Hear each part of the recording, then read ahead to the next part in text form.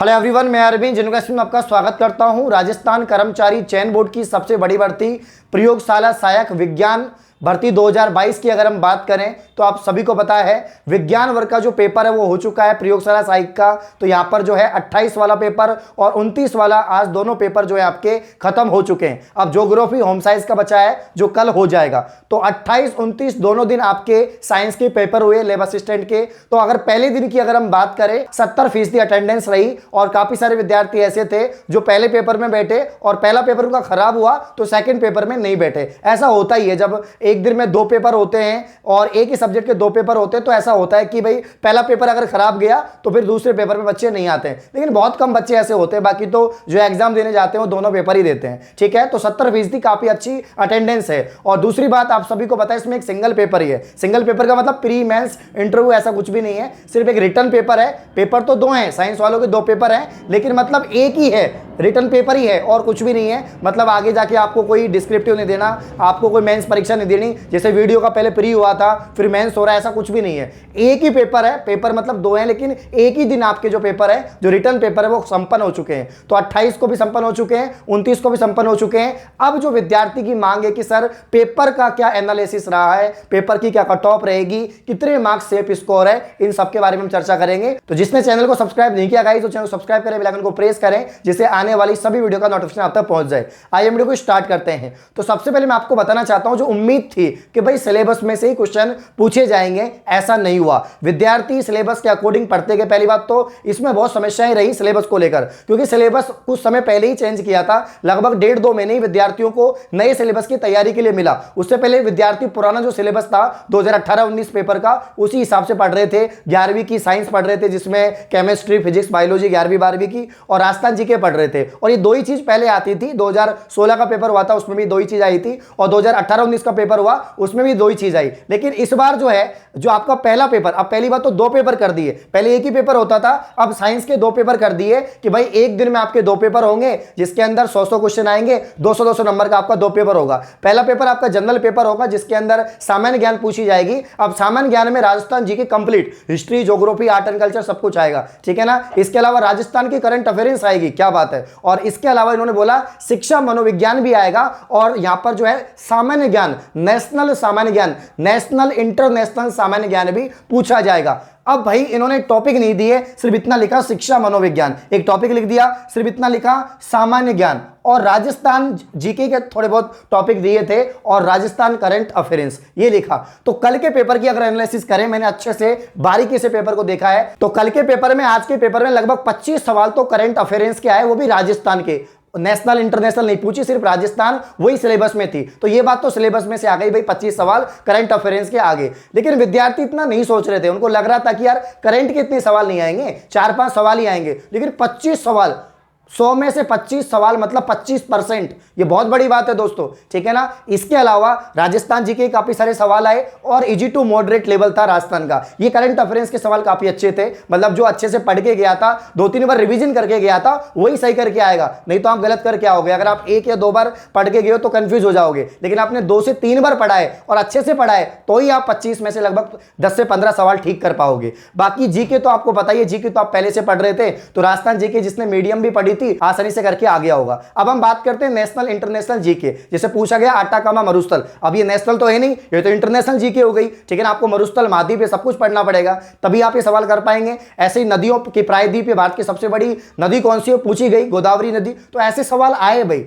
ऐसे सवाल आए। तो यहां पर नेशनल जीके के बहुत सारे सवाल आए, जैसे कांग्रेस अधिवेशन, सूरत अधिवेशन, आज भी बहुत सारे सवाल ऐसे पूछे गए। तो नेशनल जीके विद्यार्थियों ने इतनी नहीं पढ़ी, क्योंकि उन्होंने सोचा ज्यादा सवाल तो आने नहीं है, ज्यादा सवाल राजस्थान जीके के ही आएंगे।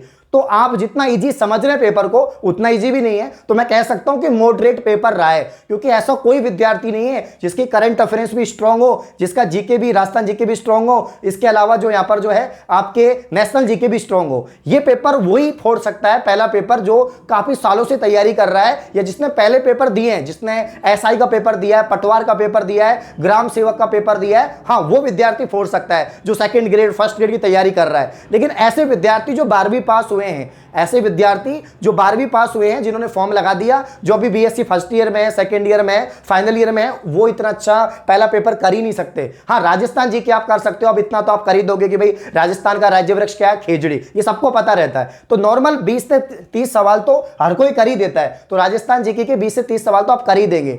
तो एवरेजर मतलब आप लगाओगे तो ज्यादा नहीं बैठ रहा है। काफी बच्चे बोल रहे हैं मैं 70 करके आया हूं, मैं 80 करके आया हूं, 90 करके आया हूं। भाई जब पेपर आएगा ना, जब रिजल्ट आएगा, जब आपकी आंसर की आएगी, तभी देखना ये जो 90 बोल रहे हैं ना, ये वापस से 60, 65, 50 पे आ जाएंगे लोग। तो ये फैकोलॉजी वाले बहुत होते हैं। लेकिन आपको जो मैं एक्चुअल बताऊं तो पेपर अच्छा था, मतलब सभी चीज ठीक नहीं हो सकती भाई। आप सोचो आपकी जीके भी बढ़िया हो जाए, आपकी राजस्थान जीके भी बढ़िया हो जाए, आपकी करंट भी बढ़िया हो जाए, और रही बात शिक्षा मनोविज्ञान, अब ऐसा तो है नहीं कि भाई आप लोग जो सच में मेहनत करके गया है ना, उसने शिक्षा मनोविज्ञान भी पढ़ी है, उसने एजुकेशन साइकोलॉजी भी पढ़ी है। तो वो टाइम जो आपने कंज्यूम किया है साइकोलॉजी के अंदर, एजुकेशन साइकोलॉजी के अंदर, कि आपने सोचा भाई कम से कम 20 से 25 सवाल एजुकेशन साइकोलॉजी के आएंगे, लेकिन ऐसा नहीं हुआ। एक सिंगल सवाल, एक सवाल भी पेपर में नहीं आया, ना तो आज आया ना कल आया, एक सवाल भी पेपर में नहीं पूछा गया। तो ये तो मतलब धोखा हो गया हमारे साथ, एक तरह से तो प्रैंक हो गया भाई, साइकोलॉजी दे दी और वो एक भी सवाल नहीं आया। अब बच्चों ने पढ़ा था, क्योंकि यार आपने साफ साफ लिखा हुआ है साइकोलॉजी, एक तरफ आपने करंट अफेयर्स पूछ के 25 सवाल पूछ लिए, दूसरी तरफ साइकोलॉजी का एक सवाल भी नहीं पूछा, तो ये तो सरासर गलत है।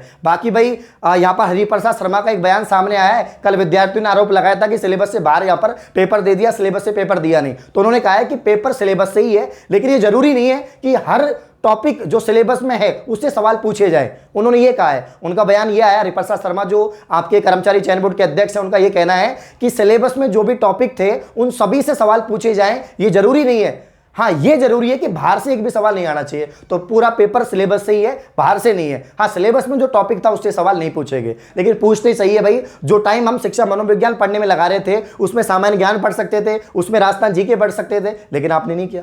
तो ये तो रही बात पहले पेपर की। अब हम बात कर लेते हैं सेकंड पेपर की। अगर हम सेकंड पेपर की बात करें तो इजी टू मॉडरेट पेपर रहा है सेकंड भी। 2016 सबसे कठिन पेपर था अब तक का लैब असिस्टेंट का, 2016 नीट लेवल का पेपर आया था। उसके बाद होता है पेपर 2018-19 की बात करें तो उससे 16 से बहुत इजी पेपर आया था, मॉडरेट पेपर आया था, और इस बार का तो और भी आज इजी आ गया। मैंने खुद ने पेपर को अच्छे से एनालिसिस किया है। अगर आप लास्ट के कल के पेपर के लास्ट के सवाल देखेंगे आप, तो लगभग 15 से 20 सवाल तो 10वीं के हैं। 10वीं लेवल की जो साइंस होती है, सामान्य विज्ञान, जनरल साइंस जिसे कहते हैं, पर्यावरण दिवस किससे बनाया जाता है, थायराइड ग्रंथि से सवाल था, बहुत इजी सवाल थे। एंड्रोजन जो ग्लैंड है, एंड्रोजन जो हार्मोन है, उससे जो मतलब बहुत इजी सवाल आपसे पूछे गए थे। तो 15 से 20 सवाल तो हर कोई कर देगा जो 10वीं सामान्य ज्ञान का है। जो रेलवे की तैयारी कर रहा है, एसएससी कर रहा हो, तो कोई भी कर देगा। लेकिन जो आपके 11th 12th जो केमिस्ट्री है, फिजिक्स है, वो ठीक ठाक रही, काफी अच्छी रही। न्यूमेरिकल ज्यादा नहीं आए, जो आप एक्सेप्ट कर रहे थे कि न्यूमेरिकल ज्यादा आएंगे, वो ज्यादा नहीं आए। लेकिन हाँ, मतलब मॉडरेट बोल सकते हैं कि ज्यादा इजी भी नहीं तो ज्यादा टफ भी नहीं। बायोलॉजी भी नॉर्मल पूछा गया,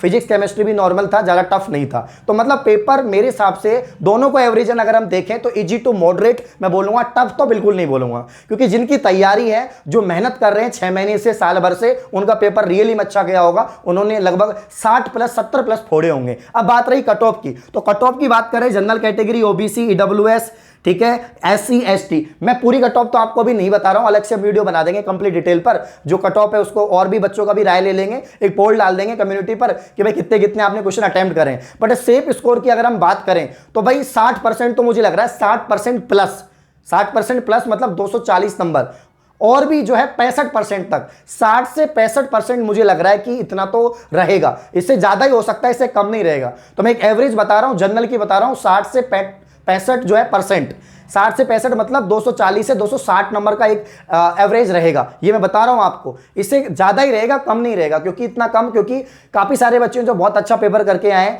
और पेपर इजी टू मॉडरेट है, जब टफ नहीं है। जैसे वीडियो पीरी का पेपर था, अब बहुत खतरनाक पेपर था, मतलब काफी अच्छा खासा पेपर आया था। वीडियो 2016 में हुआ था, उससे भी टफ पेपर था ये। तो सबने बोल दिया भाई कट ऑफ बहुत कम जाएगी, कम गई, देखो 48-50 पे सारे विद्यार्थी पास कर दिए। उसी प्रकार से ये पेपर इजी टू मॉडरेट है, तो यहां पर कट ऑफ भी ज्यादा रहेगी। दूसरी बात, इसका कोई प्री नहीं है, मेंस नहीं है, इंटरव्यू नहीं है, कुछ भी नहीं है, सिर्फ डायरेक्ट एक पेपर है। पेपर रिटन पेपर होने के बाद आपकी जो है यहाँ पर डॉक्यूमेंट वेरिफिकेशन के लिए बुलाएंगे, तो लगभग 2 से 3 गुण आपको डॉक्यूमेंट वेरिफिकेशन के लिए बुलाएंगे। उसके बाद फाइनल आपका जो है यहाँ पर ज्वाइनिंग हो जाएगी। तो सिंपल सा प्रोसेस इसका। तो एक पेपर है, एक पेपर के बेसिस पर ही आपका यहाँ पर एनालिसिस होगा।